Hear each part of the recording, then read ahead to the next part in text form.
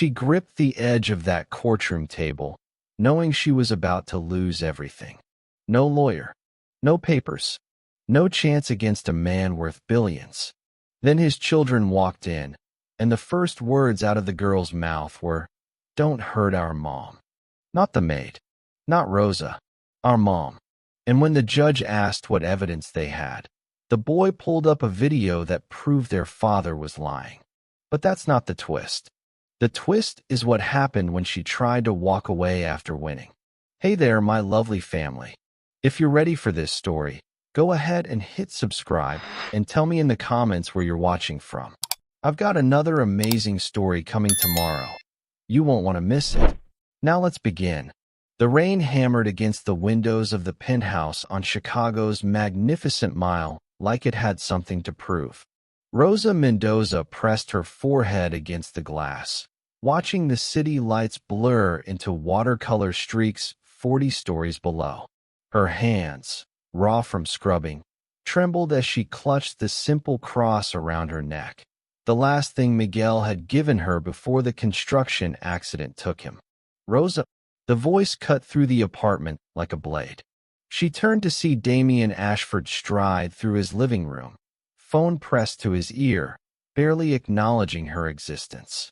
That was normal. In 2 years of cleaning his home, cooking his meals, and raising his children, he'd looked directly at her maybe a dozen times. She was furniture. Useful, invisible furniture. "I don't care what the board thinks," he snapped into the phone. "Move the assets. I want it done by morning." 38 years old, devastatingly handsome in that cold, untouchable way of men who've never heard the word no. His wife, Catherine, had died 3 years ago, some kind of aneurysm, sudden and cruel. The grief had turned him to stone. Rosa had watched it happen, had seen the way he stopped coming home for dinner, stopped reading bedtime stories, stopped being a father to Lily and Lucas. But Rosa had been there. Every night, every nightmare, every scraped knee and spelling test. "Rosa, did you organize my study?" She nodded. "Yes, Mr. Ashford. Everything is. The diamond cufflinks. Catherine's mother's cufflinks. Where are they?" Her blood went cold. I haven't seen them, sir. I cleaned your dresser yesterday, but..." His gray eyes finally landed on her, and they were glacial. "They're worth $80,000. They were in the mahogany box on my dresser. Now they're gone. Mr. Ashford, I would never. I'm calling my attorney." He turned away, dismissing her with his shoulder. "Be here tomorrow morning. We'll handle this properly." Rosa's legs nearly gave out. She wanted to scream, to rage, to demand he see her as human.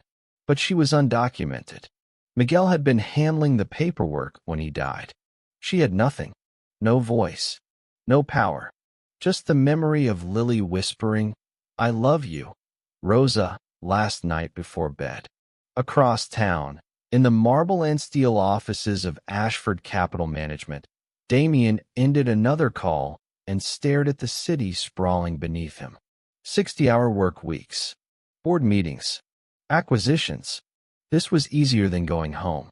Easier than seeing Catherine's ghost in every corner of the penthouse. Easier than facing the fact that his children barely knew him anymore. His assistant knocked softly. "Mr. Ashford, your car is ready. You asked me to remind you about Lily's school recital. Cancel it." "Sir, you've canceled the last 3. I said cancel it." His voice carried the weight of a man who'd built an empire by never backing down. "Something's come up." The assistant disappeared. Damien told himself it was necessary. Business was how he provided for his children. Security, future, legacy, not love. He didn't have that to give anymore. Catherine had taken it with her. His phone buzzed. His attorney. "Damien, I pulled the surveillance footage from your building's lobby. The maid left carrying a bag yesterday around 6 p.m., larger than her usual purse." "Bring charges," Damien said flatly. "Let's settle this in court." He didn't think about how Rosa always made Lily's favorite pancakes. Didn't remember how she'd held Lucas through his nightmares about losing another parent. Didn't consider that in 2 years, she'd never asked for a single thing beyond her modest salary. He saw a problem. He eliminated it. That's what powerful men do. Rosa sat in her studio apartment in Pilsen, a neighborhood where the rent was cheap and the walls were thin. She could hear the couple next door arguing in Spanish, their voices rising and falling like a familiar song. Her hands shook as she tried to drink chamomile tea. The court summons had arrived this morning. Civil theft charges. She had 14 days. She had no money for a lawyer. Her English was good, but not perfect. She had no documents proving her innocence, no way to fight a man whose net worth had 9 zeros. But worse, she thought of Lily and Lucas. 8 years old, motherless, and now about to lose the only maternal figure they'd known for 2 years. Dios mío, she whispered, tears finally breaking free. What do I do? Her phone rang. Unknown number. She almost didn't answer. Rosa? A small voice. Lily. Sweetheart, how did you? I took Daddy's phone. Rosa, he's being mean. He said you stole something. That's not true, right? You wouldn't steal. Rosa's heart shattered. No, mi amor. I would never. Then we'll fix it. Lily's voice carried the absolute certainty of childhood. Lucas and I will fix it. Lily, you can't. We're not kids, Rosa. We're 8.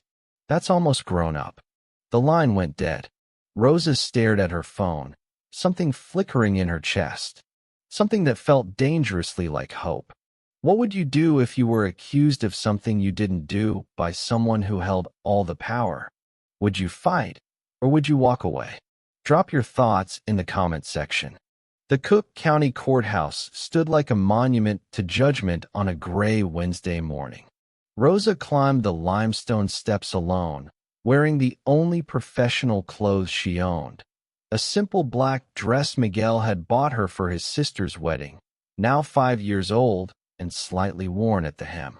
Her hands clutched a folder containing nothing but her work visa application, still pending, still incomplete. Inside, the hallways smelled of floor polish and old wood. Lawyers in expensive suits brushed past her like she was invisible. She found courtroom 4C and pushed through the heavy doors. The room was smaller than she'd imagined from television. Intimate. Nowhere to hide. Damian Ashford sat at the plaintiff's table with 2 attorneys, both in navy suits that probably cost more than Rosa made in 6 months. He didn't look at her. His jaw was set, his shoulders rigid. He looked like a man who'd already won. Rosa took her seat at the defendant's table. Alone. The empty chair beside her felt like an accusation. All rise. The Honorable Judge Patricia Brennan presiding. An older black woman with silver-streaked hair and sharp eyes took the bench.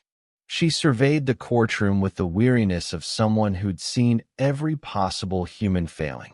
Case number 2024, CV 18842. Ashford versus Mendoza. Civil theft allegations.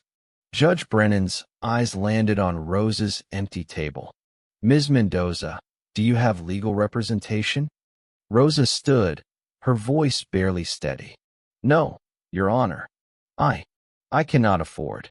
This is highly irregular. The judge frowned. Mr. Ashford, your plaintiff is alleging the theft of items worth $80,000, and the defendant is unrepresented? Damian's lead attorney, a silver-haired man named Harrison, stood smoothly. Your Honor, we've proceeded according to all legal protocols. Ms. Mendoza was served properly. Her financial situation, while unfortunate, is not our concern. It's the court's concern, Judge Brennan said sharply. Ms. Mendoza, do you understand the charges against you? Yes. Rosa's voice cracked. She cleared her throat, forced herself to speak louder. Yes, Your Honor. Mr. Ashford says I stole his wife's cufflinks. But I did not. I would never. Save it for testimony, Harrison interrupted. Your Honor, if we could begin. The courtroom doors burst open. Every head turned. Rosa's heart stopped. Lily and Lucas Ashford stood in the doorway, 8 years old and breathing hard like they'd been running. Lily wore her school uniform, one sock higher than the other. Lucas had his backpack still on, glasses slightly crooked on his nose. "We have evidence." Lily's voice rang out, high and fierce. "Lily." Damien was on his feet, his composure cracking for the first time. "Lucas, how did you get here?" "We took an Uber," Lucas said matter-of-factly. "With your credit card. You can't be here. This is a courtroom. You're children." "Exactly," Lily said, marching down the aisle with her brother in tow. "We're your children. And you're lying about Rosa." The courtroom fell silent. Judge Brennan leaned forward, clearly intrigued despite herself. "Young lady, what's your name?" "Lily Catherine Ashford.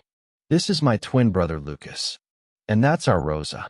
She pointed at Rosa, who had tears streaming down her face. "Our dad says she stole Grandma's cufflinks. But she didn't." Damien moved toward his children, his face flushed with anger and something else, panic. "That's enough. We're leaving." "Mr. Ashford, sit down." Judge Brennan's voice cracked like a whip. "Now." He froze. The judge looked at the twins. "You said you have evidence?" Lucas stepped forward, pulling something from his backpack. "A tablet. We have the security footage. The real security footage." Harrison stood. "Your Honor, these children can't possibly." "I said sit down. Everyone." Judge Brennan gestured to the twins. "Come here. Both of you." Lily and Lucas approached the bench. Lucas held up the tablet with shaking hands. "We hacked Daddy's home server. Well, not really hacked. We knew his password because it's Mom's birthday, and he never changes it." "Lucas is really good with computers," Lily added proudly. "Show me," the judge said. Lucas tapped the screen. Rosa could see it from her table, grainy footage from inside the penthouse. The timestamp read 3 days ago, for 47 p.m. On the screen, a figure entered Damien's bedroom. But it wasn't Rosa. It was Damien himself. He moved to his dresser, opened the mahogany box, removed the diamond cufflinks, and placed them in his briefcase. Then he closed the box and left. The courtroom was so quiet Rosa could hear her own heartbeat. "Keep watching," Lucas whispered. The footage jumped forward. 5:15 p.m. Rosa entered the room, began dusting the furniture, cleaning exactly as she always did. She never touched the dresser, never opened any drawers. She was innocent. Lily turned to face her father, and her voice trembled. "You put them in your briefcase because you had that gala thing in New York. You were going to wear them. But you forgot, didn't you? You forgot you took them. And instead of admitting it, you blamed Rosa." Damien stood frozen, his face ashen. His mouth opened, but no words came out. Rosa watched him, and in that moment, she saw something she'd never seen before. Damien Ashford was human. Flawed. Broken. Terrified. "Why would you do this?" Lucas's voice was small now, childlike. "Why would you try to hurt her? She's the only one who takes care of us. She's the only one who," his voice broke. "She's the only one who makes us feel like we still have a mom." And there it was. The truth that shattered everything. Lily's eyes filled with tears. "You're never home, Daddy. You forgot my recital. You forgot Lucas's science fair. You forgot our birthday cake last month until Rosa reminded you." She wiped her nose with her sleeve. But Rosa never forgets. Rosa knows Lucas likes his sandwiches cut diagonal, not straight. Rosa knows I have nightmares about Mom, and she stays until I fall asleep. Rosa knows us. "And you were going to send her away?" Lucas added, his voice barely audible. "You were going to take her from us. Just like Mom got taken." Rosa stood, tears blurring her vision. "Lily, Lucas, mi amores." They broke away from the bench and ran to her, wrapping their small arms around her waist. She sank to her knees, holding them, and the sobs came from somewhere deep and primal. "We won't let him hurt you," Lily whispered fiercely into Rose's shoulder. "You're ours. You're our mom now." Judge Brennan removed her glasses and pinched the bridge of her nose. When she spoke, her voice carried the weight of 30 years on the bench. "Mr. Ashford, approach." Damien moved like a man walking to his execution. His attorneys started to follow. "Just you," the judge said.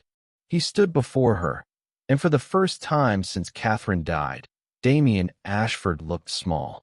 "I could hold you in contempt for filing false charges," Judge Brennan said quietly. "I could report you to the Bar Association, ruin your reputation. But I don't think I need to." She glanced at the twins, still holding Rosa. "I think your children just did something far more devastating. They showed you the truth." Damien's voice was hoarse. "Your Honor, I." "Save it." "Case dismissed. All charges against Ms. Mendoza are dropped immediately." She pointed her gavel at him. "And you're going to make this right. Do you understand me?" He nodded, unable to speak. "Good. Now get out of my courtroom. All of you. If your children had to choose between you and the person who actually raised them, who would they pick? What does that say about being present versus being powerful? Let us know what you're thinking." The courthouse steps were chaos.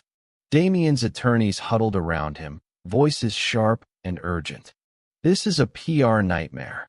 We need to get ahead of it. Issue a statement." "Not now," Damien said through clenched teeth. 20 feet away, Rosa knelt on the concrete, still holding Lily and Lucas. People passed by, some staring, some filming on their phones. She didn't care. For 2 years she'd loved these children in the shadows, and now the whole world could see. Ms. Mendoza. Harrison, the lead attorney, approached with his hands raised like she was a spooked animal. "We apologize for the misunderstanding. Mr. Ashford would like to discuss compensation for your trouble." "Get away from her." Lily stood, all 4 feet of righteous fury. "You tried to put her in jail." "Sweetheart, it's complicated." "No, it's not." Lucas stood beside his sister. "You're just a liar who works for our dad." Harrison's jaw tightened. He looked to Damien for backup, but Damien was staring at Rosa with an expression she couldn't read. Regret? Shame? Or was it anger that his children had humiliated him? Rosa finally stood, her knees shaking. "Mr. Ashford, I don't." The word came out sharp. He seemed to catch himself, softened his tone fractionally. "Just don't. Not here." "Dad, you need to apologize," Lily insisted. "Lily, we're going home. Both of you. Now." Damien's corporate armor was snapping back into place, his voice regaining its command. "This spectacle ends here. We're not leaving Rosa," Lucas said quietly. "You don't have a choice. You're 8 years old." Damien pulled out his phone. "I'm calling Mrs. Patterson to pick you up." "Mrs. Patterson quit last week," Lily said flatly. "Because you yelled at her for letting us eat sugar cereal. Rosa's been covering her shifts. Did you even notice?" Damien froze, phone in hand. Rosa's voice was barely a whisper. "It's true, Mr. Ashford. You've been traveling so much. I didn't want the children to be alone with strangers." "You didn't think to tell me?" "You never asked." The words hung in the air like an accusation. Damien's face flushed red. His attorneys shifted uncomfortably. "Fine." He shoved his phone in his pocket. "Rosa, you'll come back to the penthouse. We'll discuss your employment." "No." The word came from somewhere deep in Rosa's chest, surprising even herself. Everyone stared at her. "No," Damien repeated, as if the concept was foreign. Rosa's hands trembled, but she kept her chin up. "I cannot work for someone who thinks so little of me, who would accuse me of stealing, drag me to court, try to destroy my life." Her voice cracked. "I loved your children like my own, and you treated me like a criminal. It was a mistake." "A mistake." Rosa's voice rose, 2 years of invisibility finally erupting. You didn't forget where you put the cufflinks, Mr. Ashford. You forgot I was human. You forgot I have feelings, a life, a heart that breaks. Lily grabbed Rosa's hand. Then we'll come with you. Absolutely not, Damien snapped. Why not? Lucas challenged. You're never home anyway. What difference does it make? The words landed like a physical blow. Damien's face went pale, then hard. Get in the car. Both of you. That's not a request. The town car sat at the curb, driver waiting. The twins didn't move. Now, Lily. Lucas. I mean it. Rosa knelt down, her heart shattering. Go with your father, mi amores. Please. But Rosa, he's your papa. You belong with him. She kissed both their foreheads, breathing in the strawberry scent of their shampoo one last time. I will always love you. Always. But you must go. Will we see you again? Lily's voice broke. Rosa couldn't answer. Tears streamed down her face as she gently pushed them toward the car. The twins walked slowly, looking back every few steps.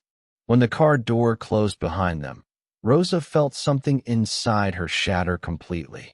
Damien lingered, and for a moment it looked like he might speak. Might apologize. Might be human. Instead, he said, I'll have your final paycheck sent. And a severance. For your trouble. I don't want your money. Take it anyway. Consider it payment for, he stopped, struggling. For taking care of my children when I couldn't. When you wouldn't, Rosa corrected softly. He flinched. Then he turned and walked to the car without another word. Rosa stood on the courthouse steps and watched the town car disappear into Chicago traffic. Her phone buzzed. A text from an unknown number. Lucas, probably, from his tablet. We'll fix this. Promise. LNL. She allowed herself one sob, then forced herself to breathe. To stand. To walk. She'd survived Miguel's death. Survived poverty, immigration, invisibility. She would survive this too. But God, it hurt. Inside the town car, Damien sat rigid as stone while his children stared out opposite windows in furious silence. The partition was up. The driver couldn't hear them. I did what I thought was right, Damien said finally. Neither twin responded. The evidence pointed to her. I was protecting our family, protecting what's ours. She-is ours, Lily said without looking at him. But you don't get that because you're never there to see it. I work to provide for you. We don't need more money, Dad. Lucas's voice was clinical, detached. We need a parent. You have a parent. You have me. Do we?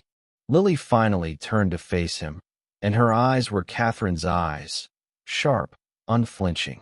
When's my teacher's name? Damien opened his mouth, closed it. What's Lucas's favorite subject? Silence. What time do we go to bed? What do we eat for breakfast? What are we afraid of? Her voice rose with each question. You don't know us, Daddy. Rosa knows us. Rosa loves us. And you tried to destroy her. That's not fair. Life's not fair. Lucas's voice was flat. Mom died. That wasn't fair. But you gotta choose whether to stay or hide. And you chose to hide. The words hit Damien like bullets. He wanted to argue, to defend himself, to explain that losing Catherine had broken something fundamental inside him. That every time he looked at the twins he saw her. That loving them hurt too much. But he couldn't say any of that. Not to his 8-year-old children. So he said nothing. The car pulled up to the penthouse. The twins got out without waiting for him. Their silence more damning than any accusation. Inside, the apartment felt cavernous. Empty. No smell of Rosa's cooking. No sound of her humming while she cleaned. No warmth. Damien poured himself a scotch with shaking hands. His phone buzzed. His mother. He ignored it. His phone buzzed again. His sister. Ignored.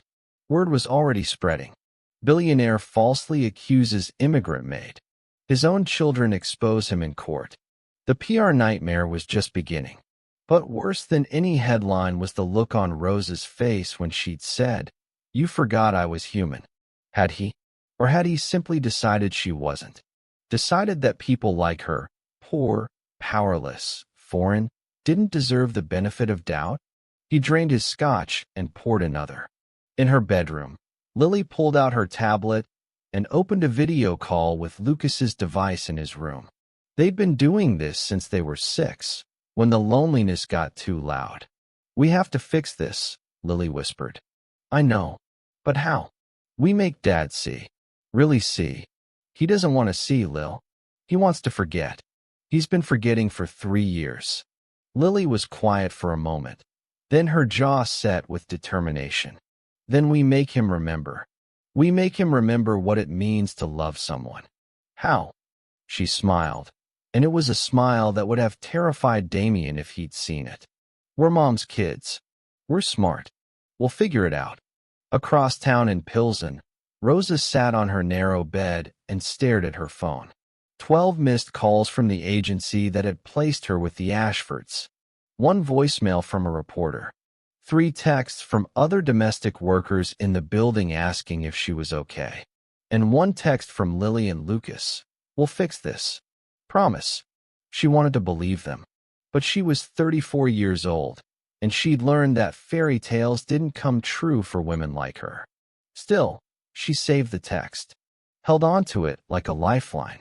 Tomorrow she'd look for work. Tomorrow she'd figure out how to survive without the children who'd become her heart. Tonight, she let herself grieve. When pride and shame collide, what suffers most? Is it harder to admit you were wrong, or to accept an apology you're not sure is real? Tell us below in the comments section. 3 days passed like years. Rosa found work through a friend, cleaning office buildings in the Loop at night. The pay was worse, the hours brutal, but it was honest work. She told herself this was better. Safer. No emotional attachment to make the inevitable loss hurt.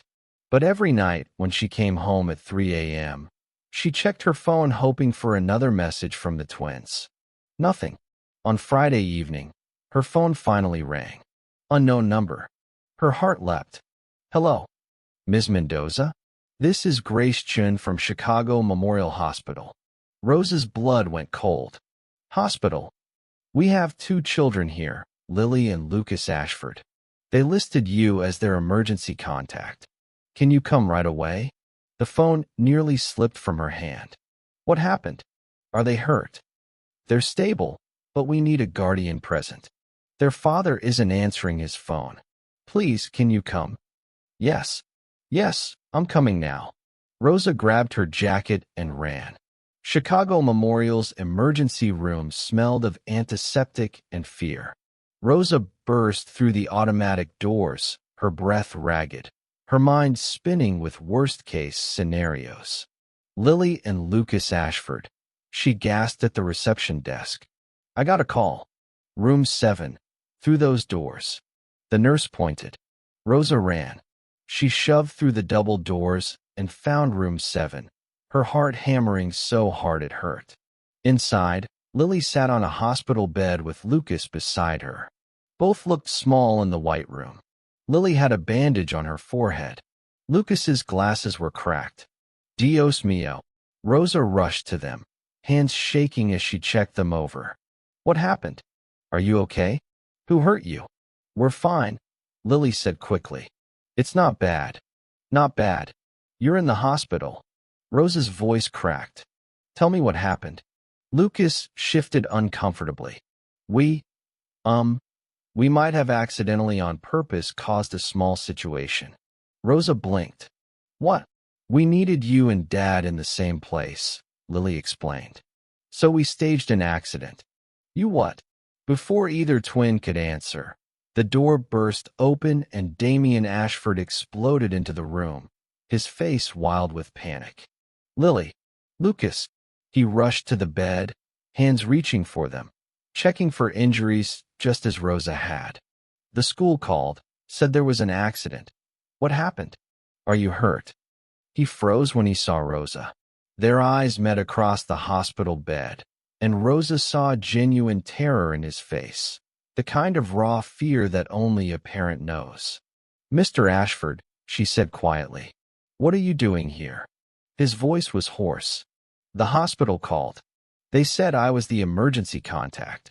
That's impossible. I'm their emergency contact. I'm their father. We changed it, Lucas said. Online. In the school system. 3 months ago. Damien stared at his son. You what? You're never available, Dad, Lily said matter-of-factly. Last time Lucas fell on the playground, the school couldn't reach you for 4 hours. Rosa was there in 20 minutes. The words landed like stones. Damien's face flushed red, but beneath the anger Rosa saw something else, shame. A doctor entered, clipboard in hand. Mr. Ashford? I'm Dr. Patel. What happened to my children? Minor scrapes from a fall during recess. Lily has a small laceration on her forehead. 3 stitches, no concussion. Lucas bruised his shoulder, but nothing's broken. They're both fine. Dr. Patel looked between Damien and Rosa. Are you both the parents? I'm their father, Damien said quickly. I was their nanny, Rosa said softly. She's our Rosa, Lily corrected firmly. And we want her here. Dr. Patel nodded diplomatically. Well, they're free to go home. Just monitor them tonight for any dizziness or nausea. Unlikely, but standard precaution. She handed Damien a discharge form. Someone should stay with them. Watch them through the night. I'll handle it, Damien said. You have the Tokyo conference call at midnight, Lucas pointed out. You told Sharon to block out 4 hours. Damien's jaw clenched. I'll cancel. You said it was crucial. $1 billion merger. Lucas's voice was innocent, but his eyes were calculating. Wouldn't want to mess that up. Rosa watched the war play out on Damien's face. Duty to his business empire versus duty to his children. She'd seen this war before. Business always won. I'll stay with them, Rosa said quietly. If Mr. Ashford permits. Every head turned to her. You don't have to, Damien started. Yes, she does, Lily interjected. We want Rosa. Please, Dad. Just for tonight. Damien looked at his daughter's pleading face, at his son's hopeful eyes, at Rosa's careful neutrality. He was trapped and he knew it. Fine, he said finally. But I'll be there. We'll both stay with them. Rosa's heart sank. Mr. Ashford, that's not necessary. It's my home. My children. His voice was controlled, but there was something desperate underneath. If you're going to be there, so am I. Dad actually taking a night off? Lucas whispered to Lily. Mark the calendar. Lucas, Damien warned. The ride back to the penthouse was suffocating. The twins sat between Rosa and Damien in the town car, creating a human buffer. No one spoke. The city lights slid past the windows like ghosts. When they arrived, Rosa hesitated at the threshold. She hadn't been inside since the day of the trial. The marble floors gleamed coldly under the chandelier light. Everything was exactly as she'd left it, and completely different. I'll make tea, she said softly, needing something to do with her hands. You don't work here anymore, Damien said. You're a guest. I'll make tea. You don't know how. I can boil water. You don't know how Lily takes her tea. 3 sugars, splash of milk, exactly 70 seconds steep time, or she says it tastes like dirt. Rosa moved toward the kitchen. I'll make it. Damien wanted to argue, but he couldn't, because she was right. He didn't know.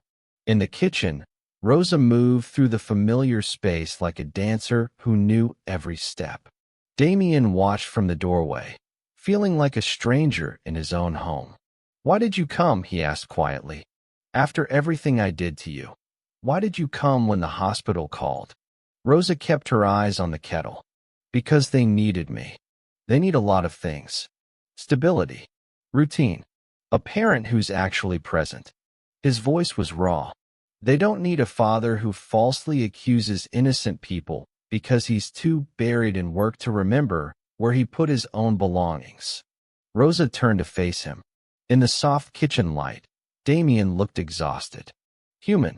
The armor was cracking. Why did you do it? She asked. Really, it wasn't just about the cufflinks. He was quiet for a long moment. I don't know. Maybe I needed someone to blame. For Catherine. For the fact that my children love someone else more than they love me. He laughed bitterly. Pathetic, isn't it? Jealous of the maid. I'm not the maid, Rosa said quietly. I'm Rosa. And your children love you, Mr. Ashford. They're just waiting for you to come back. To be their father again. I don't know how. I look at them and I see her. Every day. Catherine's eyes, her smile, her fierce little spirit. It hurts too much. So you ran. So I ran, he admitted. The kettle whistled. Rosa poured 4 cups of tea with practiced precision. Lily's sweet and milky, Lucas's with honey and lemon, Damien's black. She still remembered from the rare mornings he'd been home for breakfast, and her own chamomile. They carried the cups to the living room where the twins had claimed the couch, wrapped in blankets despite the warm apartment. Movie night. Lily asked hopefully.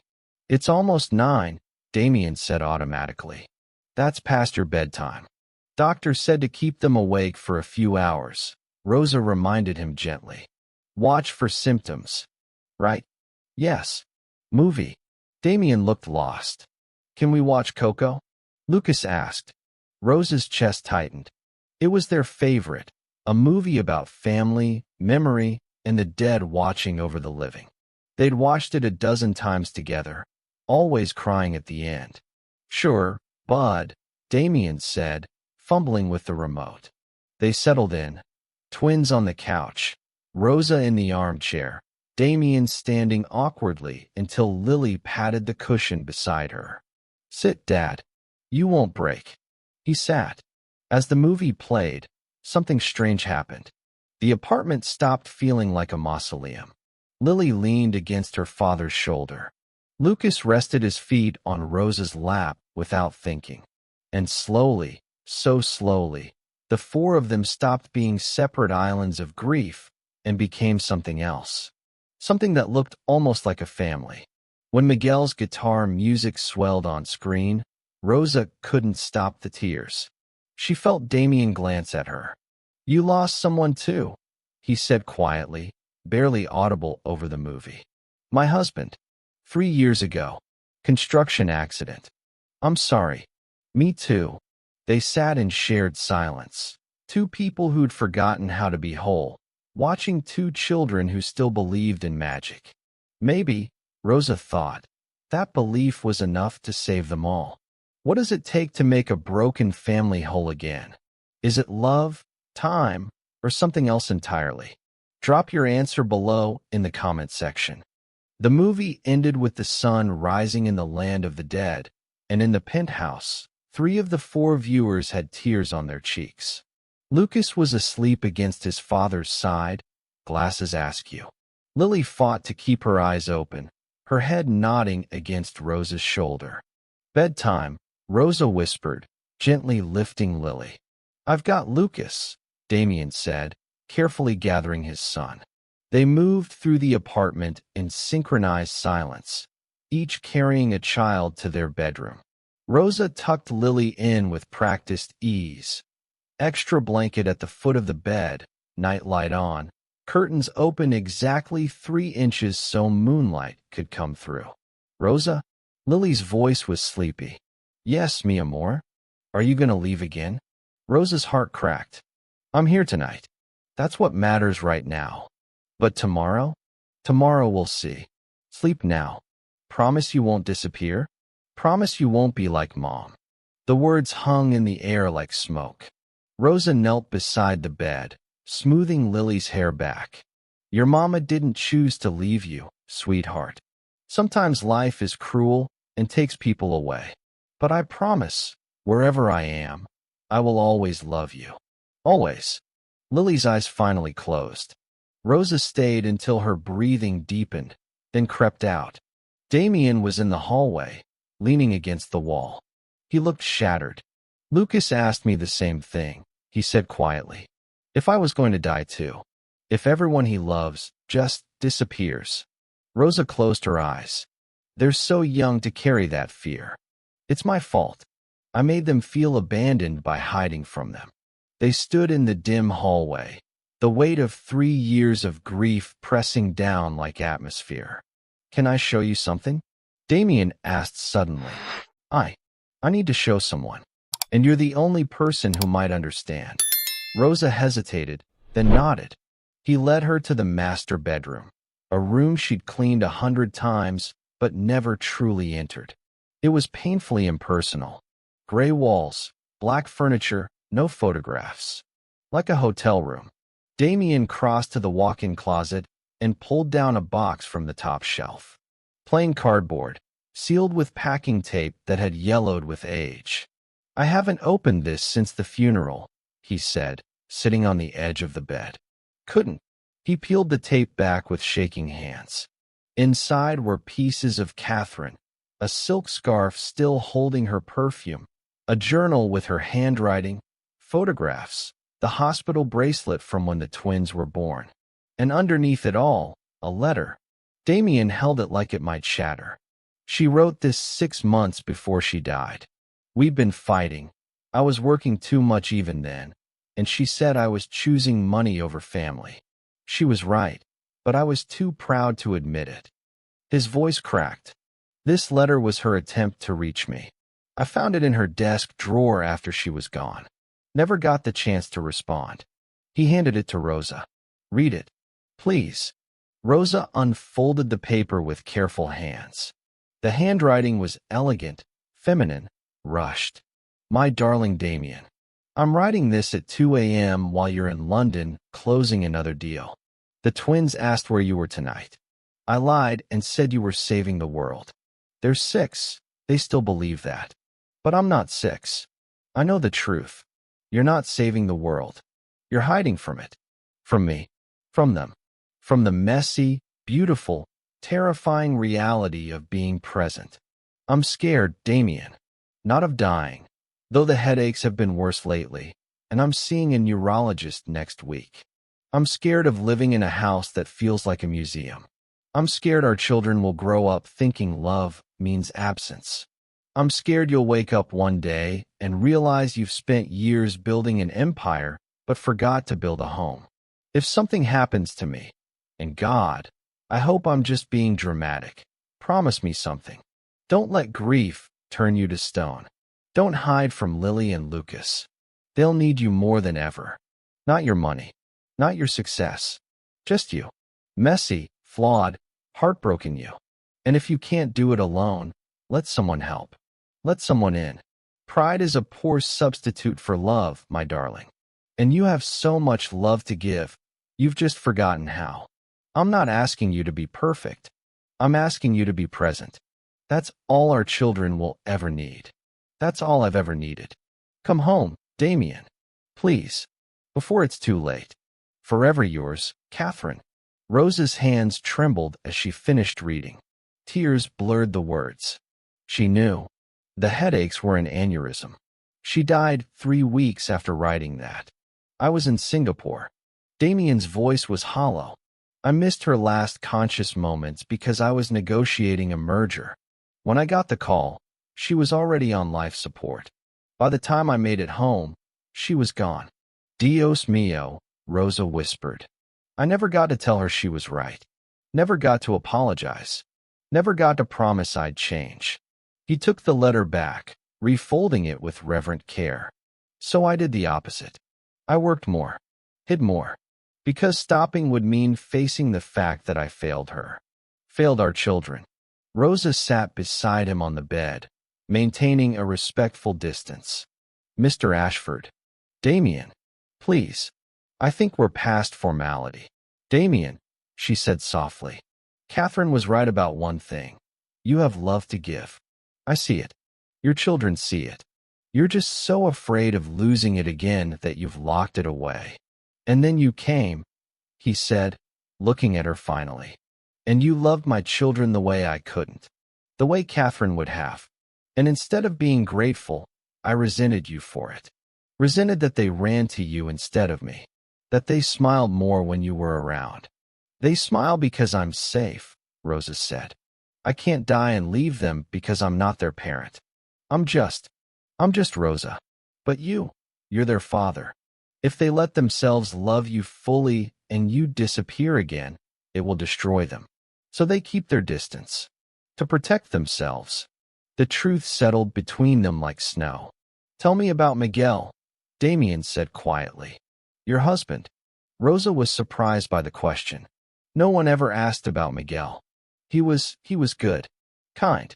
He worked construction, long hours, hard labor. But he always came home with stories that made me laugh. Her voice softened. He wanted to be a citizen. Wanted to give me papers, security. He died before the appointment. How long were you married? 7 years. We met in Mexico City, married there. Came here together for work. She twisted her wedding ring. She'd never taken it off. After he died, I had nothing. No papers, no family, no savings. I was cleaning hotels when the agency placed me with you. And I treated you like you were disposable. You treated me like I was invisible, Rosa corrected. That was worse. Damien stood, pacing to the window.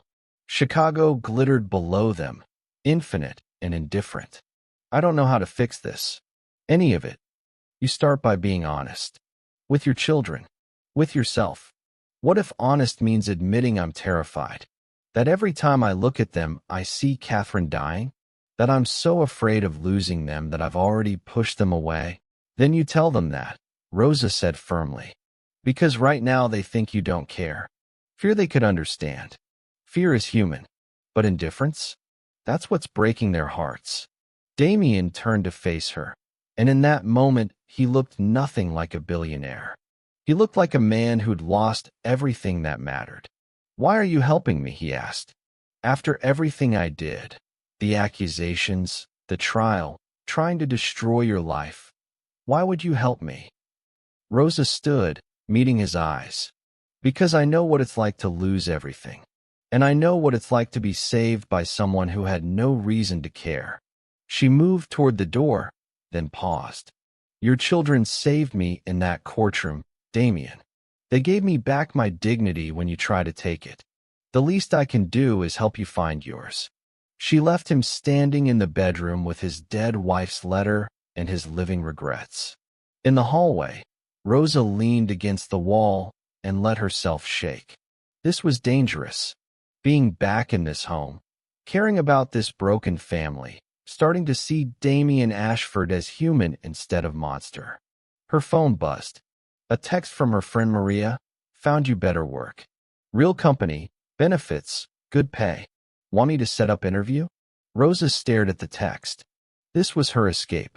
Her chance to leave before she got hurt again. But down the hall, Lily slept with Rosa's sweater tucked under her pillow. Lucas had her photo taped inside his desk drawer. She'd found it weeks ago while cleaning. How do you walk away from children who've made you their home? How do you stay when their father is finally becoming real enough to break your heart? Rosa didn't have answers. Only questions that tasted like fear and hope in equal measure. She texted back, maybe. Let me think about it. Then she went to the guest room, closed the door, and let herself cry for everything she'd lost and everything she was afraid to want. Morning came soft and golden through the penthouse windows.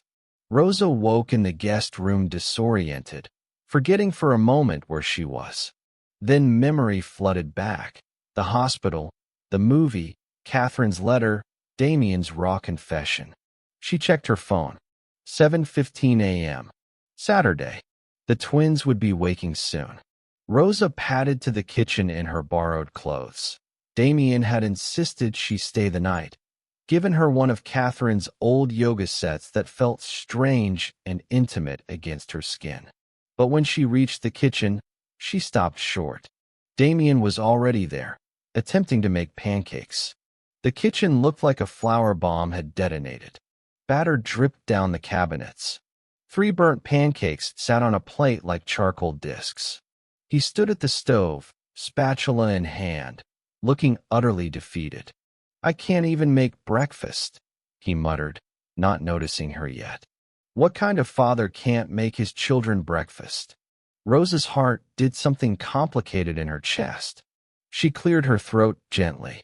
Damien spun around, spatula raised like a weapon. Flour streaked his expensive pajamas. His hair stuck up in ways that probably violated several corporate dress codes. I wanted to. He gestured helplessly at the disaster. You always make them pancakes on Saturday. I thought I could. Move, Rosa said, not unkindly. She took the spatula from his hand, their fingers brushing for a half-second that felt electric. You're using too much heat, and you didn't let the batter rest. There are rules for batter resting. There are rules for everything, if you want it done right. She adjusted the temperature, wiped down the griddle. Watch. I'll teach you. For the next 20 minutes, they moved around the kitchen in careful choreography.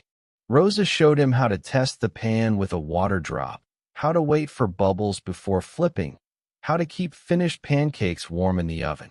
Damien followed instructions like a diligent student, his usual commanding presence replaced by humble concentration. Why 3 sugars in Lily's tea? He asked suddenly. Why not 2 or 4? Rosa smiled. When she was 6, she tried my tea. Said it was too bitter. I added 1 sugar, still too bitter. 2 sugars, better but not right. 3 was perfect. She said it tasted like happiness. Happiness has a specific sugar count, Damien said, but he was almost smiling. For Lily, yes. Everything has rules in her mind. The world makes sense when there are patterns. Rosa flipped a pancake perfectly. Lucas is opposite. He likes chaos, surprise. That's why his eggs are always scrambled with random things. Cheese one day, salsa the next, sometimes chocolate chips. Chocolate chips and eggs. He's 8. And brilliant. Brilliant people are allowed to be weird. Damien laughed, an actual laugh, rusty from disuse but real. The sound filled the kitchen like light. Good morning. Lily appeared in the doorway, Lucas behind her. Both stopped dead at the sight of their father cooking. Dad's making breakfast? Lucas said it like he was reporting an alien invasion. Rosa's teaching me, Damien corrected. I'm mostly watching and trying not to burn the house down. There's already been 3 fire alarms, Rosa stage whispered to the twins. Only 2, Damien protested. The 3rd was just smoke. The children giggled, a sound that transformed the apartment.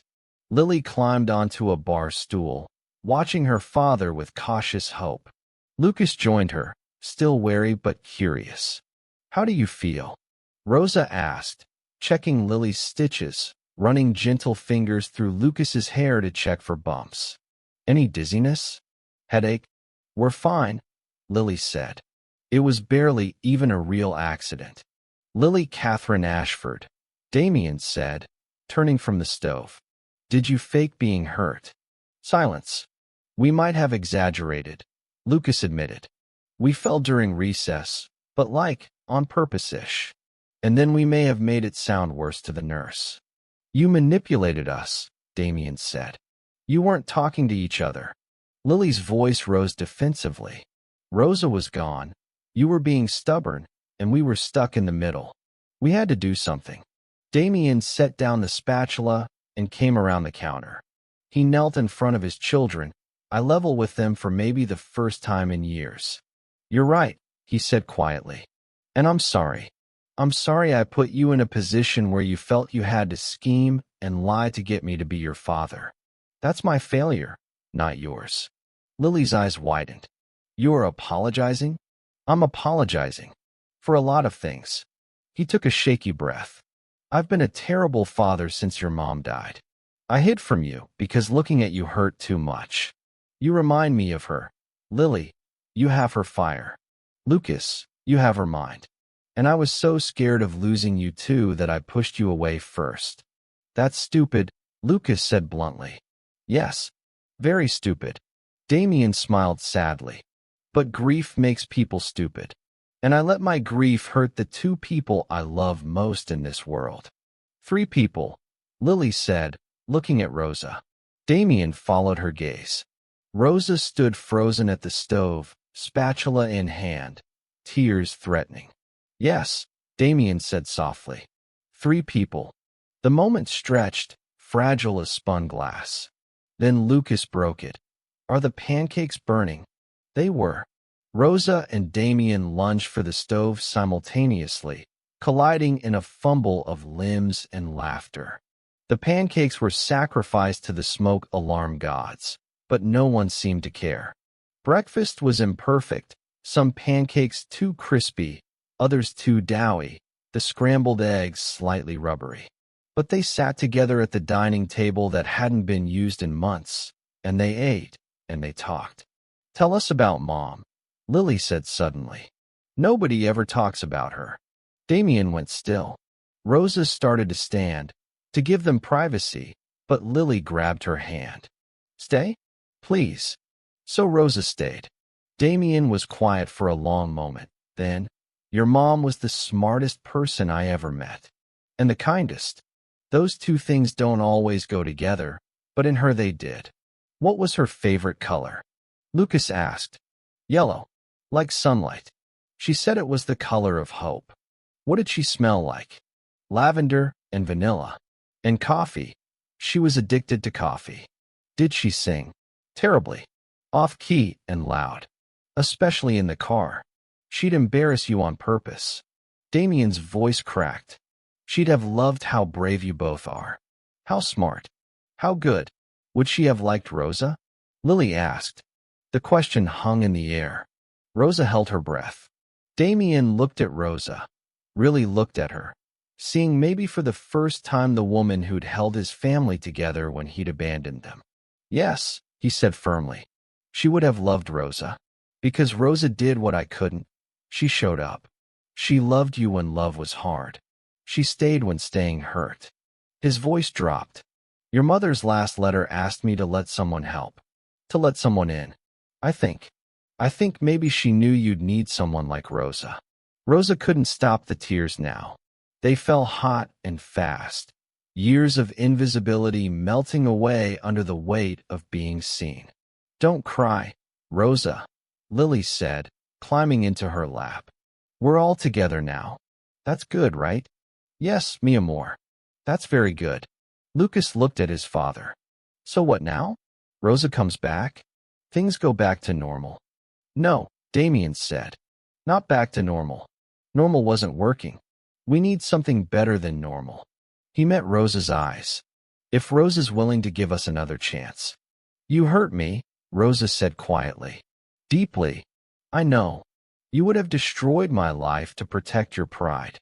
I know. I would need more than words, Damien. I would need proof that you see me. Really see me. Not as an employee. Not as a convenience. As a person who deserves respect and dignity. What would that look like, he asked. Rosa thought carefully. Paperwork. Legal immigration support. A real contract with benefits and protections. An apology, public, not private. And therapy. For all of us. Because this family is broken, and love alone won't fix it. Damien nodded slowly. Done. All of it. I'll call my attorney Monday. Not Harrison. I fired him yesterday. Someone better. Someone who specializes in immigration. We'll do this right. And family therapy? Rosa pressed. Already researched 3 practices last night. Couldn't sleep. He smiled ruefully. Turns out you can't fix everything with money. But money can at least buy access to people who know how to actually fix things. Lucas grinned. Dad made a joke. Mark it on the calendar. I make jokes, Damien protested. No, you make quarterly earnings statements, Lily said. Those aren't jokes. Those are scary numbers that make Uncle Robert sweat. They all laughed, and for the first time in 3 years, the penthouse felt like a home. After breakfast, Damien suggested a walk. The weather's perfect. Navy Pier? The park? Anywhere you want. The twins cheered. Rosa hesitated. Come with us, Damien said. Please. So they went, 4 people who'd been strangers in the same house, learning how to be a family. At Millennium Park, The twins ran ahead to Cloudgate, their laughter echoing off the bean's mirrored surface. Rosa and Damien walked behind, maintaining careful distance. "Thank you," Damien said, "for staying last night. For this morning. For not giving up on us." "I didn't stay for you," Rosa said honestly. "I stayed for them. I know. But maybe eventually." He trailed off, uncertain. "Eventually what?" "Maybe eventually you could stay for all of us. Yourself included." Rosa looked at him. This man who'd tried to destroy her and was now asking her to help save him. He was flawed, broken, just beginning to heal. But he was trying. That had to count for something. "Maybe," she said softly. "We'll see." It wasn't a yes, but it wasn't a no. And for now, that was enough. Monday morning arrived with the weight of reality. Rosa woke in her own apartment in Pilsen, the weekend feeling like a dream already fading. Her phone showed 17 missed calls from Maria, her friend with the job lead, and one text from Damien. "Meeting with immigration attorney at 2 p.m. Can you come? Please." She stared at the message, thumb hovering over the keyboard. This was real. He was following through. But doubt crept in like fog. Men like Damien Ashford didn't change. Not really. Rich men made promises when it suited them, then rewrote the rules when they got bored. Still, she texted back, "I'll be there." The law offices of Martinez and Associates occupied the 20th floor of a building in the Loop. Rosa felt out of place in her simple dress among lawyers in $1,000 suits. Damien was already there, standing when she entered. "Rosa, thank you for coming." The attorney, a sharp-eyed woman named Isabel Martinez, gestured to a chair. "Ms. Mendoza, I've reviewed your situation. Mr. Ashford has retained our services to expedite your immigration status and pursue a U visa given the circumstances of his false accusation." "U visa?" Rosa asked. "For victims of crimes who cooperate with law enforcement. What Mr. Ashford did, falsely accusing you, taking you to court without evidence, technically qualifies. It's a path to legal residency and eventually citizenship." Rosa's hands trembled. "How long?" 18 months to 2 years if everything goes smoothly. Possibly sooner. Isabel slid papers across the desk. "Mr. Ashford is also prepared to offer a formal employment contract with full benefits, legal protections, and a substantial salary increase. Health insurance, retirement, everything." It was everything Rosa had dreamed of. Security, papers, a future. So why did it feel like charity? "There's one more thing," Isabel said, glancing at Damien. "Mr. Ashford has requested that I draft a public statement. An apology and admission of wrongdoing to be submitted to the court and released to any media outlets that covered the story." Rosa looked at Damien. "You don't have to do that. The case was dismissed." "I want to," he said quietly. "You were right. Words aren't enough. The world needs to know I was wrong, that you're innocent, that I abused my power. It will damage your reputation," Rosa said. "Your business. Good. Maybe I need some humility." He leaned forward, earnest. "Rosa, I'm trying to do this right. Tell me what you need. What would make you feel safe working for me again?" Before she could answer, the conference room door burst open. A woman in a crimson suit strode in, platinum hair styled like a weapon, face sharp with fury. She was beautiful in that cultivated, expensive way, too much Botox, too white teeth, too practiced smile. "Damien, darling," she said, voice dripping acid. "Imagine my surprise when your mother called to tell me you're playing house with the help." Damien stood, face hardening. "Victoria, what are you doing here?" "Saving you from yourself, apparently." Victoria's eyes landed on Rosa like she was examining an insect. "So you're the little maid causing all this trouble." Rosa stood slowly, meeting the woman's gaze. "I'm Rosa Mendoza. And you are?" "Victoria Ashford. Damien's sister-in-law. Catherine's sister." She said it like a weapon. And the person who actually cares about this family's reputation. Victoria, leave, Damien said coldly. Now, not until someone talks sense into you. Victoria turned to Isabel. He's not thinking clearly. Grief, loneliness, midlife crisis, call it whatever you want. But paying hundreds of thousands in legal fees for the maid? Drafting public apologies? This is insanity. It's called doing the right thing, Damien said. It's called being manipulated.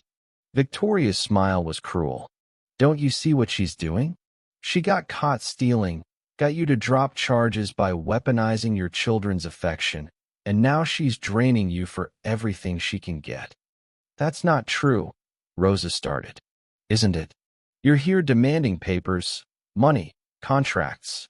How convenient that you've made yourself indispensable to his children. That's called a con, sweetheart. And you picked the wrong mark. Victoria, I'm warning you. Damien's voice was dangerous. But Victoria ignored him, circling Rosa like a predator. How much would it take for you to disappear? Name a price. 50,000.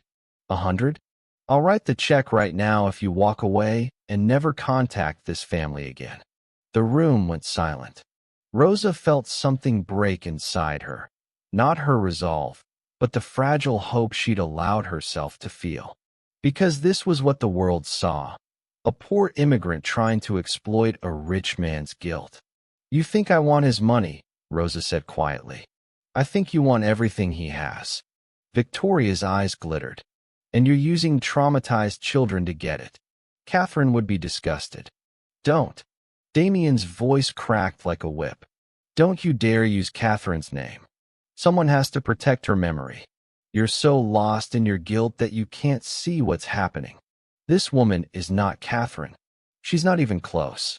She's a replacement, a knockoff, and you're too pathetic to see the difference. Rosa stepped back like she'd been slapped. The words hit every insecurity she'd buried. That she was temporary, replaceable, never enough. That's enough.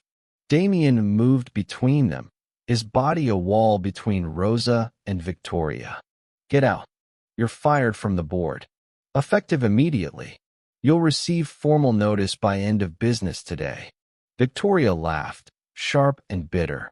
You'd destroy your own family over the maid? Catherine would never. Catherine wrote me a letter before she died. Damien said, his voice shaking with rage.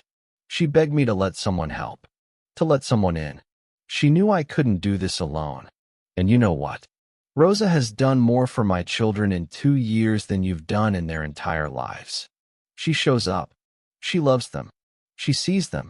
So don't you dare use my dead wife to justify your cruelty. Victoria's face went white. You're going to regret this. The only thing I regret is not standing up to you sooner. Now get out before I have security remove you. Victoria turned to Rosa one last time. This won't end well for you. Men like Damien always go back to their own kind eventually, and you'll be left with nothing. She swept out, slamming the door hard enough to rattle the frames on the wall. The silence that followed was deafening. Rosa couldn't breathe. The room spun. Everything Victoria had said. It was everything Rosa had feared. That she was being used. That this was temporary.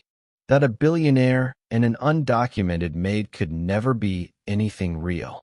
Rosa, Damien reached for her. She stepped back. Is she right? What? Am I a replacement? A knockoff? Her voice broke. Is this about me? Or is this about you trying to fix your guilt over Catherine? Because I can't. I won't be someone's second chance at redemption. That's not what this is. Isn't it? You ignored me for 2 years. Treated me like furniture. Then you tried to destroy me. And now suddenly I'm worth saving? What changed, Damien? Did you actually see me? Or did you just see someone to fix your broken family? Rosa, please. I need air. She grabbed her purse, hands shaking. I can't do this right now. Don't leave. Don't let Victoria win. This isn't about Victoria. Rosa's voice rose, cracking. This is about me wondering if I'm just convenient. If the moment something better comes along, someone from your world, someone appropriate, I'll be dismissed again. Because that's what happens to people like me. We're invisible until we're useful, then we're disposable. You're not disposable, Damien said desperately. What am I, Damien? Really? Your employee? Your children's nanny? Your charity case? She moved toward the door, tears streaming now. I thought maybe, for the first time in my life, I was being seen for who I am. But maybe Victoria's right. Maybe I'm just a poor replacement for the woman you actually loved. That's not true. But Rosa was already gone, the door closing behind her with terrible finality. Damien stood frozen, his world crumbling for the second time in 3 years. Isabel cleared her throat gently. Mr. Ashford, perhaps we should reschedule. She's wrong, Damien whispered. She's not a replacement. She's not convenient. He stopped, the truth hitting him like lightning. Oh God, I'm in love with her. Then maybe, Isabel said kindly, you should tell her that instead of me.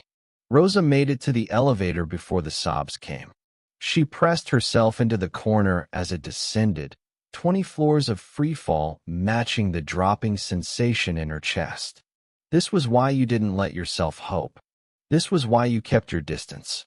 Because men like Damien Ashford lived in one world, and women like Rosa Mendoza lived in another, and the two could never truly meet.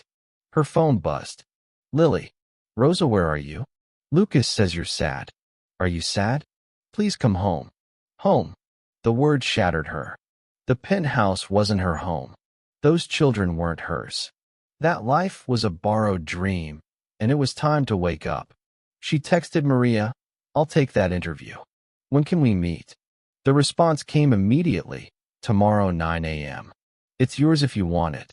Rosa stepped out into Chicago's brutal afternoon sun, walked to the L station, and disappeared into the crowd of people going nowhere and everywhere at once. Behind her, in the law office, Damien Ashford finally understood what he'd lost. And this time, money couldn't buy it back. Have you ever walked away from something that hurt, even though part of you wanted to stay? When does protecting yourself become running away? Share your thoughts in the comment section. 3 days passed like a century. Rosa went to the interview. Got the job. Better pay, union benefits, a real company with HR departments and protections. She should have felt relieved. Instead, she felt hollow.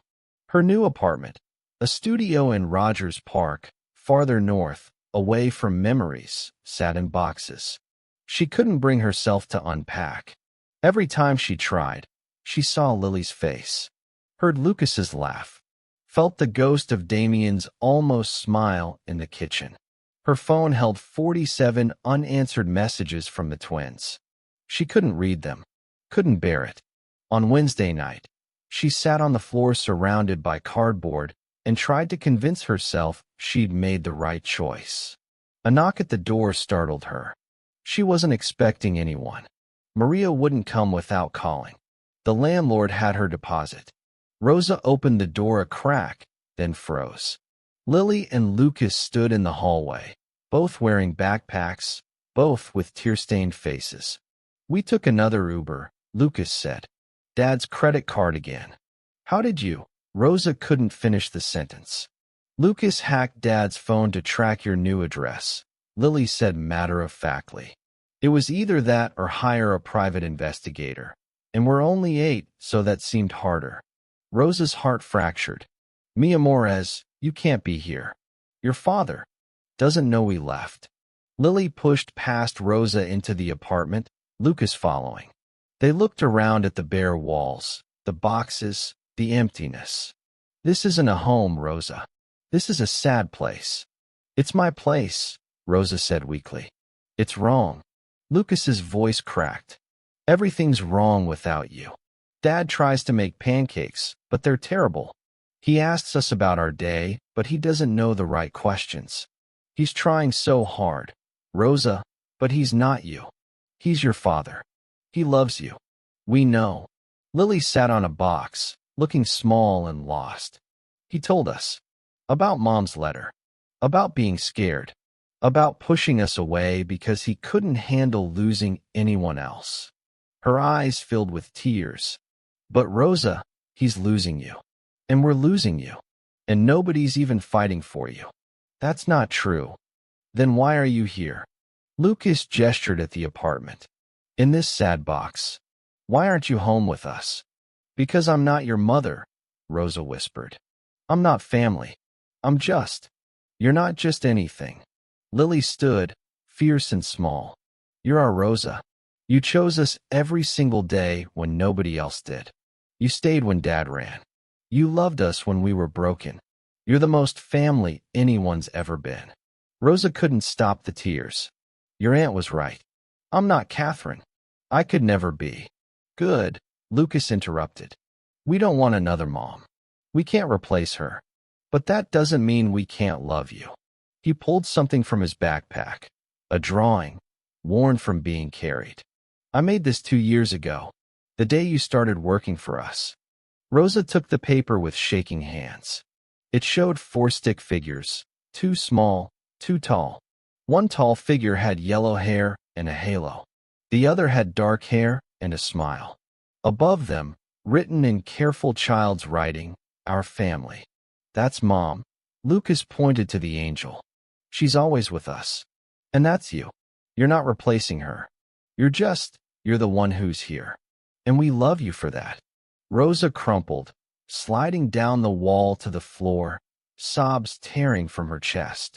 The twins immediately wrapped themselves around her, small arms fierce and certain.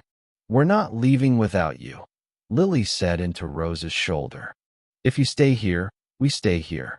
Dad can find us eventually, but until then, we're staying. You can't. Watch us. And Rosa believed them. These children who'd testified in court, who'd hacked phones and tracked addresses, who loved with the absolute certainty of people who'd already lost everything once and refused to lose again. What about your father? Rosa whispered. What about him? Lucas asked. This isn't. Rosa struggled to form words.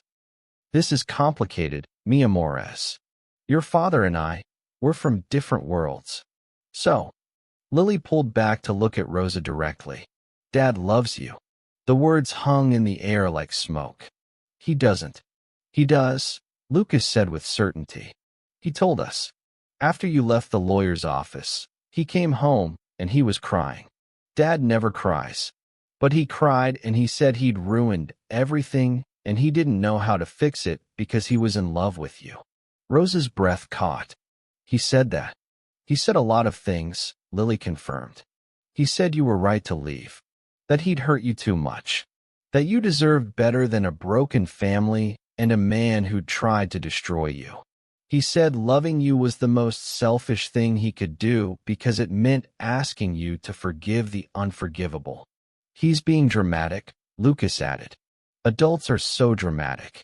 Despite everything, Rosa almost smiled. What did you say? We said he was being stupid, Lily said. Love isn't selfish. Giving up is selfish. And he was giving up because he was scared. And what did he say? He asked us what he should do. Lucas shrugged. We said fight for you. But he said he didn't have the right. That you'd made your choice and he had to respect it. Lily stood, hands on hips. But we don't have to respect it. We're kids. We can be selfish.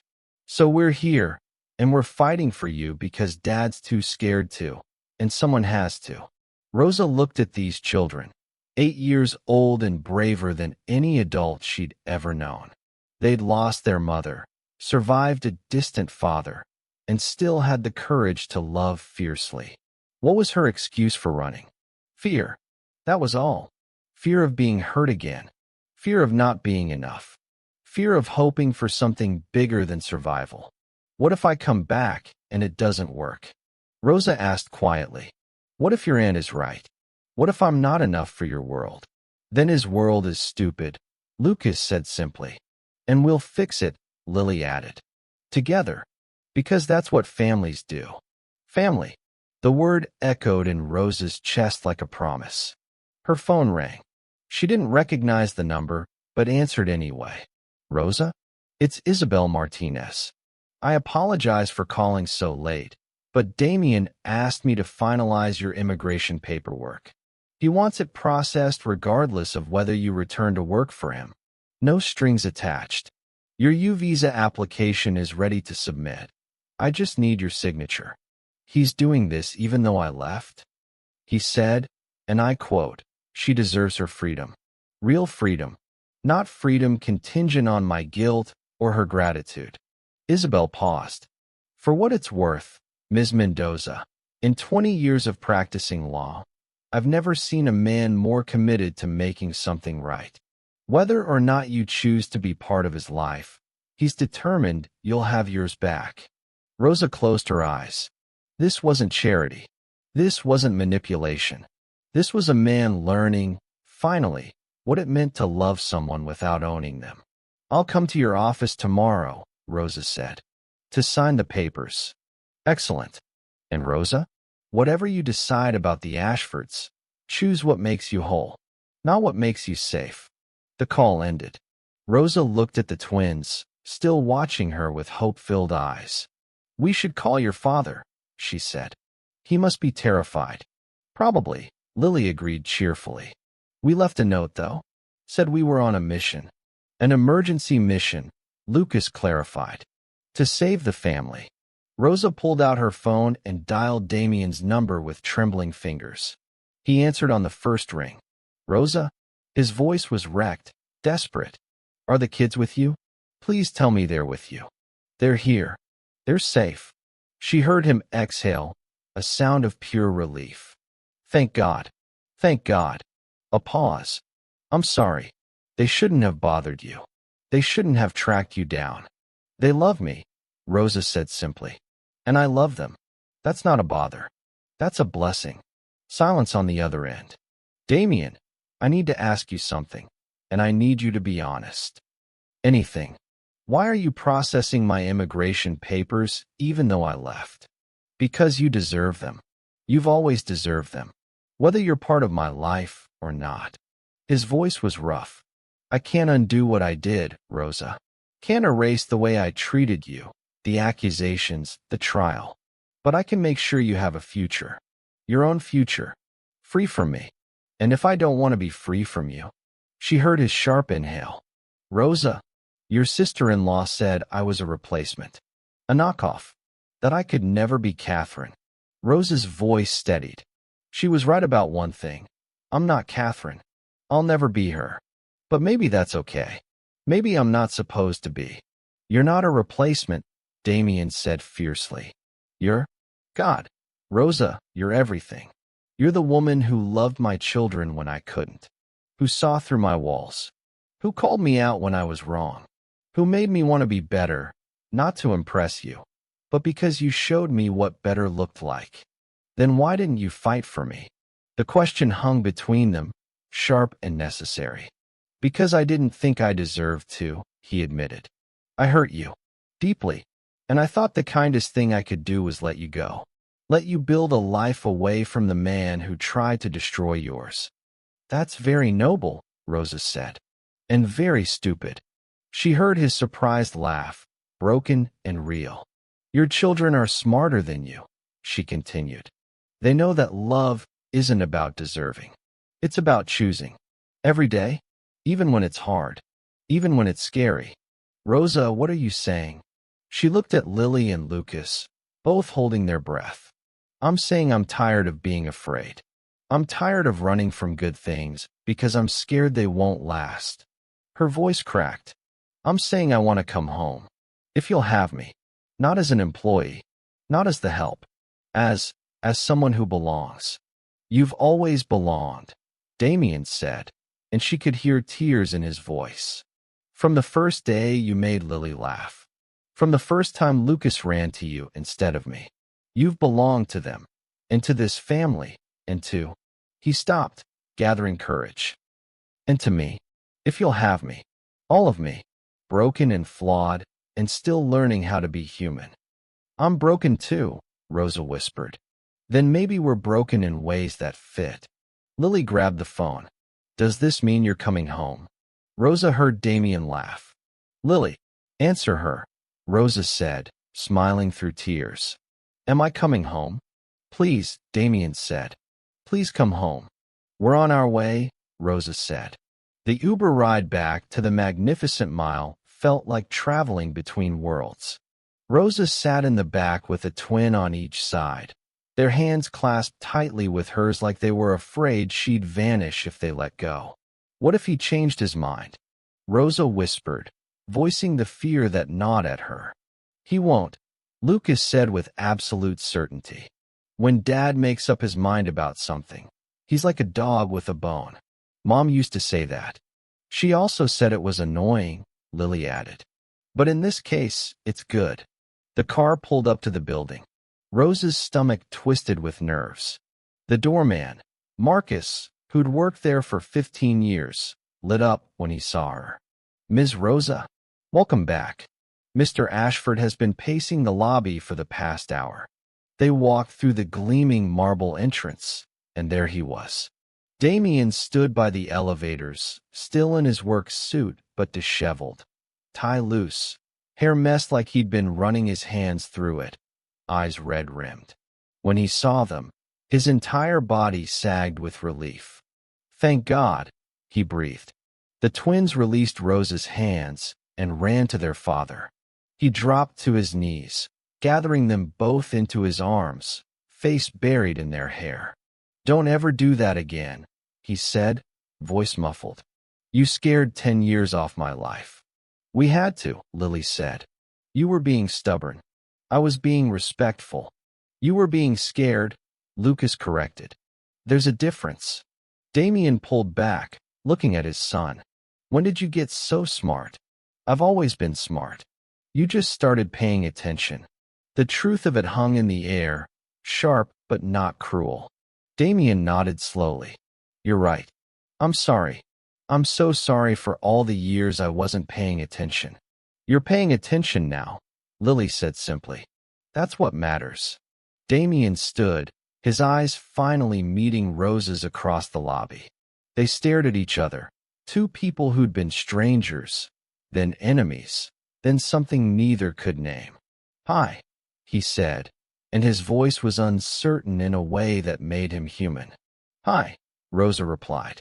I meant what I said on the phone. Every word. I know. But I need you to know, there's no pressure. No expectations. You can come back as an employee with full protections and boundaries, and that's enough. More than enough. Whatever you're comfortable with. Rosa crossed the space between them and kissed him. It wasn't planned. Wasn't calculated. It was instinct and hope and 2 years of invisible longing finally allowed to exist. Damien froze for half a second. Then his hands came up to cup her face with devastating gentleness, kissing her back like she was something precious, something worth fighting for. Finally, Lily shouted, her voice echoing through the lobby. Took you long enough, Lucas added.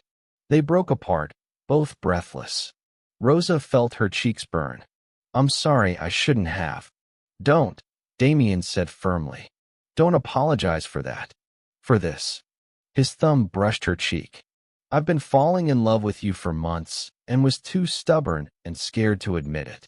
So please, don't apologize for being braver than me. Months, Rosa whispered. Since you stayed with Lucas through that nightmare about losing me. I watched you on the baby monitor. You sang to him in Spanish, held him until dawn. And I realized you loved my children more than I knew how to. His voice cracked. And then I resented you for it instead of thanking you. Instead of learning from you. You're learning now. I'm trying. God, I'm trying. He glanced at the twins, then back to Rosa. I don't have a roadmap for this. Rich widower and the woman he wronged. It's not exactly a traditional love story. Good, Rosa said. I'm tired of traditional. Traditional gave me invisibility and exploitation. I want something real. Real is messy. I know messy. I've lived messy my whole life. She smiled. Besides, You've seen me at my worst, deported, accused, broken. If you can love that version of me, maybe the rest is easy. I do love that version. Every version. Damien took her hands. But I need to do this right. Can we go upstairs? There's something I need to show you. The penthouse looked different. Warmer somehow. Rosa noticed it immediately. Fresh flowers on the table, photos on the walls that hadn't been there before. Pictures of Catherine with the twins, but also new ones. Recent ones. Of Rosa. Rosa cooking in the kitchen.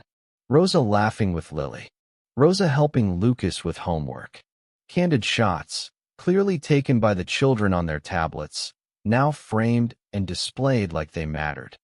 The kids insisted, Damien said, watching her reaction. They said this was their home and their family should be on the walls. All of their family. Rosa's eyes filled with tears. Damien. Wait. There's more. He led her to the dining room table where papers were spread out. Legal documents, contracts, letters. I've been working on this since you left. Isabel helped. Rosa looked down. Immigration paperwork. Yes, but also something else. An employment contract unlike any she'd seen. Equity in a trust fund for her future. Full health benefits including mental health care. Legal protections that went far beyond standard labor law. But what caught her eye was a separate document. A letter written in Damien's precise handwriting. Rosa, if you're reading this, it means Isabel gave it to you whether you came back or not. I need you to know some things, truths I should have spoken months ago. You are not invisible. You have never been invisible. I simply refuse to see you because seeing you meant acknowledging my own failures as a father and a man. You are not disposable. You are essential, not to my household, but to my children's happiness, to their healing, to their future. You are not a replacement for Catherine. You are your own whole person, strong, kind, fierce in ways Catherine never was, gentle in ways I never deserved. What I feel for you isn't about grief or convenience or gratitude. It's about recognizing someone who makes the world better simply by being in it. Who makes me want to be better not because she demands it, but because she demonstrates it. I don't know if you can ever forgive me. I don't know if I deserve forgiveness. But I know you deserve truth, security, and freedom. This paperwork ensures you'll have all three, whether or not I'm part of your life. If you choose to walk away, I'll understand. I'll respect it. And I'll spend the rest of my life knowing I met someone extraordinary and lost her because I was too blind to see her until it was too late. But if you choose to stay, not as an employee, not out of obligation, but because you want to, then I promise you this. I will spend every day earning your presence, learning your stories, honoring your voice, building a life where you're not the help, not the nanny, not the outsider, but the heart of everything good we're trying to become. I love you, Rosa Mendoza. I think I've loved you since you made my daughter smile for the first time in a year. I know I'll love you for the rest of my life, whether that life includes you or not. Yours in hope and humility, Damien. Rosa finished reading through blurred vision. Her hands shook as she set the letter down. You wrote this before you knew I'd come back, she said. Yes. You meant all of it. Every word. She turned to face him. I need you to understand something. I'm not Catherine. I'll never host your charity galas with Grace. I don't know which fork to use at fancy dinners. I speak English with an accent. I have immigration trauma and grief that won't just disappear. I know. And I won't be hidden. I won't be your secret or your shame. If we do this, if we try this, the world will have opinions. Your family will have opinions. Society will judge. Let them judge. Damien stepped closer. I spent 3 years caring what the world thought and lost everything that mattered. I'm done performing for people who don't know what love looks like. Your business partners can adjust or leave. I'll be fine either way. Your mother already adores you. Called yesterday to tell me I was an idiot for letting you go. Used several creative Italian phrases I'd never heard before. Despite everything, Rosa laughed. And Victoria? Gone. Officially removed from the board, her trust fund redistributed. She'll be comfortable, but she'll never have power over this family again. His voice hardened. No one gets to speak to you that way. Ever. Lily appeared in the doorway. Are you guys done being dramatic? Because we're starving and Rosa makes better dinner than Dad's takeout. Lily, Damien started. She's right, Rosa said, wiping her eyes. I should cook. It'll help me think. I'll help you, Damien offered. In the kitchen, they moved together like they had that Saturday morning. A dance they were still learning but beginning to know. Rosa showed him how to chop vegetables properly. He told her about the therapy appointments he'd scheduled for all of them. Dr. Richardson specializes in blended family dynamics, he said. She said what we're building is unusual, but not impossible. We'll take work. Lots of work. I'm not afraid of work. I know. He smiled. That's one of the million things I love about you. The twins set the table without being asked, chattering about their day, fighting over who got to sit next to Rosa. It was beautifully, perfectly normal. Over dinner, Rosa's famous enchiladas that had the twins groaning with happiness, they talked about next steps. I want to adopt you, Lily announced suddenly. Everyone stared at her. That's not how adoption works, sweetheart, Damien said gently. Why not? You adopt kids when they don't have parents. Rosa doesn't have kids. We don't have a mom. It's perfect. I have you, Rosa said softly. You're in my heart. That's better than any paper. But what if something happens? Lucas's voice was small. What if you get sick, or deported, or just leave? How do we make sure you stay? The fear underneath the question broke Rosa's heart. These children had lost so much. They needed certainty, security, permanence. Damien cleared his throat. What if we got married? The room went silent. Married, Rosa breathed. Not now, not rushed, but eventually, when you're ready, if you're ready. He was fumbling, uncertain, endearingly human. Immigration status aside, forget that. I mean married because we love each other. Because we're building something real. Because I want the world to know you're not the help, you're my partner. My equal. He stopped, searching for words. You're everything. That's a terrible proposal, Lily said critically. Where's the ring? The romance? The bending knee thing? Lily, let the adults. Damien started. No, she's right, Lucas said. If you're gonna ask Rosa to marry you, do it properly. She deserves proper. Rosa laughed through tears. Your children are critiquing your proposal. They're perfectionists. They get it from Catherine. Damien stood, then, to everyone's shock, actually dropped to one knee beside Rosa's chair. I don't have a ring yet. We'll pick one together, something you actually like. And this isn't a real proposal. More like a declaration of intent. Very romantic, Lily stage whispered. Shoo, Lucas elbowed her. Damien took Rosa's hands, and his eyes were bright with unshed tears. Rosa Mendoza, you walked into my life 2 years ago, and I treated you like you were invisible. You loved my children when I'd forgotten how. You held this family together when I was falling apart. You testified to truth when lies would have been safer. You're brave and fierce and so full of love it humbles me. Damien, I don't deserve you. I know that. But if you'll let me spend the rest of my life trying to deserve you, learning from you, loving you, building something beautiful with you, I promise I'll never stop seeing you. Really seeing you. For exactly who you are. Rosa cupped his face, this powerful man kneeling in his own kitchen, vulnerable and honest.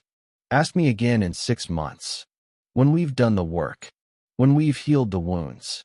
When we're sure this isn't just trauma bonding or convenience, or when I've proven I mean it, Damien finished. Yes. He smiled, real and bright. 6 months. I can do 6 months. But I'm staying, Rosa said firmly. Not as the help. As your partner. Your equal. Someone who has a say in this family. Yes. Please, yes. They sealed it with a kiss that made the twins cheer. 6 months later, the small ceremony took place at Chicago Botanic Garden in Glencoe, under a canopy of summer roses. No press. No society pages. Just family. The twins, Damien's mother who'd flown in from Italy and immediately claimed Rosa as her own, Isabel the attorney who'd become a friend, and a handful of people who'd actually showed up. Rosa wore a simple white dress, not a wedding gown, just something beautiful that felt like her. Lily and Lucas stood between her and Damien, hands joined in a circle. The officiant, a kind woman named Judge Brennan who'd presided over their original court case, smiled at them. 6 months ago, I dismissed a case in my courtroom, she said. Watched a man learn what it means to be humbled. Watched a woman find her voice. Watched 2 children save their family through courage and love. When Damien called and asked if I'd officiate this ceremony, I couldn't refuse. Because this isn't just a marriage. It's a redemption story, a healing story, a love at last story. She turned to Damien. Your vows. Damien looked at Rosa, and his eyes held everything. Regret, hope, love, promise. Rosa, I promise to see you every day. Not just look at you, but see you. Your strength, your fear, your dreams. I promise to honor your voice, your story, your truth. I promise to build a home where you're not a guest, but the foundation. And I promise to keep learning, keep growing, keep becoming a man worthy of your love. Rosa's turn. She'd written her vows in Spanish and English, switching between them like a bridge between worlds. Damien, I promise to love you in your brokenness because I understand it. I promise to challenge you when you're wrong and celebrate you when you're right. I promise to build a life with you where our pasts inform us, but don't define us. And I promise to love your children, our children, with everything I have, for as long as I live. The rings were simple gold bands. Inscribed inside Rosa's, you were never invisible. Inside Damien's, you are finally home. I now pronounce you married, Judge Brennan said. You may kiss. They did, while 2 8-year-olds cheered and threw rose petals. And somewhere in the summer sky, maybe Catherine smiled down on the family that had broken and rebuilt itself into something new. 1 year later, Rosa stood in the newly renovated community center in Pilsen, the Mendoza Center for Immigrant Services, funded by the Ashford Foundation, staffed by people who'd lived the immigrant experience. Free legal services, English classes, job placement, mental health support, everything she'd needed and never had. Damien stood beside her at the ribbon cutting, their fingers intertwined. Lucas and Lily held the scissors together, grinning at the crowd. This is just the first, Damien said quietly. We'll open 5 more by next year. In every neighborhood where people need to be seen. Rosa looked at him. This man who'd once tried to destroy her and now spent his fortune lifting up people like her. You really have changed. You changed me, he corrected. You and 2 very stubborn children. We prefer determined, Lily called, clearly eavesdropping. Persistent, Lucas added. Rosa laughed, pulled her family close, and thought about Miguel looking down, hoping he approved. Thought about Catherine, who'd written a letter that saved them all. Thought about the woman she'd been, invisible, voiceless, afraid, and the woman she'd become. The ribbon fell, the crowd cheered, and Rosa Ashford, immigrant, survivor, wife, mother of heart if not biology, stepped into the center that bore her name and knew she was finally, truly home. Every story of love is also a story of courage. What's holding you back from choosing the life and the love you actually want? We'd love to hear your story in the comments below.